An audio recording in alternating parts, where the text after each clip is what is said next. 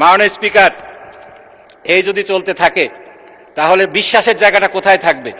বিশ্বাসের জায়গা যদি নষ্ট হয়ে যায় তাহলে কিন্তু এই সরকারের ভিত নড়ে উঠবে এবং তখন কিন্তু এই বিপ্লবের যে আশা আকাঙ্ক্ষা জনগণের ছিল সে আশা আকাঙ্ক্ষার কিন্তু প্রতিফলন ঘটবে না। ঢাকা দক্ষিণ, ঢাকা উত্তর, চাঁপাইনবাবগঞ্জ, আর কয়টার কথা বলবো মাননীয় স্পিকার?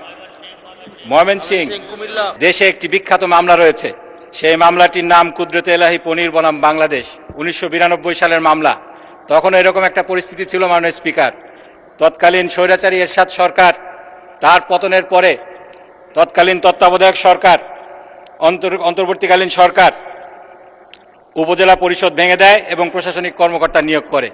সেটার বিষয়ে তৎকালীন সোনারগাঁও উপজেলা পরিষদের চেয়ারম্যান ছিলেন যিনি কুদরতে এলাহি পনির, তিনি সহ কয়েকজন হাইকোর্টে রিট পিটিশন দায়ের করেন।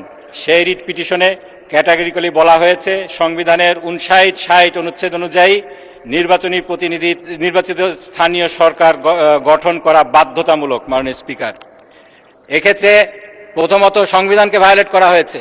93 অনুচ্ছেদ, সেই অনুচ্ছেদে রাষ্ট্রপতির কোনো এখতিয়ার নেই সংবিধানের কোনো অনুচ্ছেদকে ভায়োলেট করে একটি অধ্যাদেশ জারি করা। তারপরেও আমরা দেখছি এটার উপরে একটি কেস রয়েছে, সেই কেসের রায়টাকেও ভায়োলেট করে স্থানীয় পরিষদ যেই প্রশাসকগুলা রয়েছে তাদেরকে নিয়োগ দেওয়া হচ্ছে। আমরা দেখছি মাননীয় স্পিকার, এখন যেটা করা হচ্ছে, গত নির্বাচনে যারা পরাজিত হয়েছিলেন তাদেরকে কনসোলেশন প্রাইজ, সান্ত্বনা পুরস্কার হিসাবে বিভিন্ন জায়গায় প্রশাসক হিসাবে নিয়োগ দেওয়া হচ্ছে। ঢাকা দক্ষিণ, ঢাকা উত্তর, চাঁপাইনবাবগঞ্জ, আর কয়টার কথা বলবো মাননীয় স্পিকার? ময়মনসিংহ, কুমিল্লা। মাননীয় স্পিকার, এই যে বিশেষ পরিস্থিতির কথা বলা হয়েছে, বিশেষ পরিস্থিতিটা কি এই আইনে তো বলা নেই, 32 কতেও বলা নেই, 42 কতেও বলা নেই, এবং এখানে সরকারের হাতে এটার বিচার ভার অ্যাবসুলুটলি দিয়ে দেওয়া হয়েছে, কোনো মানদণ্ড এখানে সেট করা হয়নি।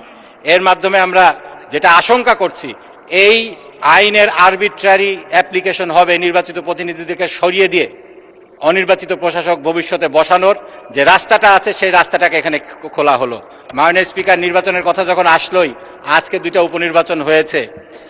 মানুষজন বলছে 96 ছিল বগুড়া, 96 ছিল মাগুরা, সেটা হলো আজকে বগুড়া। সেই একই কাহিনী আমরা দেখছি। সেই ভোট কারচুপি তখন ছিল, অনেকে বলতো, আমি সেই কথাটা মুখে আনতে চাই না, কুকুরের কথা বলা হয়েছে, সেটার একটা কথা আছে, সেখান থেকে এখন হয়ে গিয়েছে বাচ্চারা এখন ভোট দিচ্ছে। মাননীয় স্পিকার, এই যদি চলতে থাকে তাহলে বিশ্বাসের জায়গাটা কোথায় থাকবে?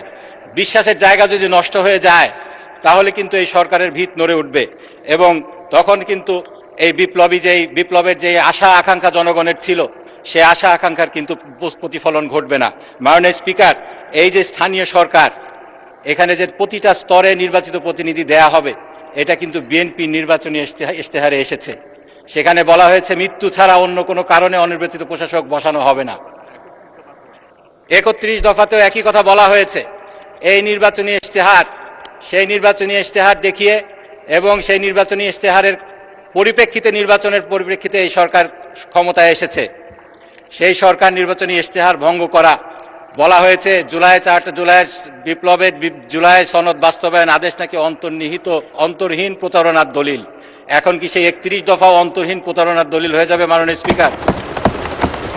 একই সাথে নির্বাচনী ইশতেহার, এটা আপনার মাধ্যমে যিনি আজকে ভারপ্রাপ্ত মন্ত্রী আছেন তার কাছে সেটার জিজ্ঞাসা। মাননীয় স্পিকার, এক্ষেত্রে অনেক কিছুই বলা হয়েছে।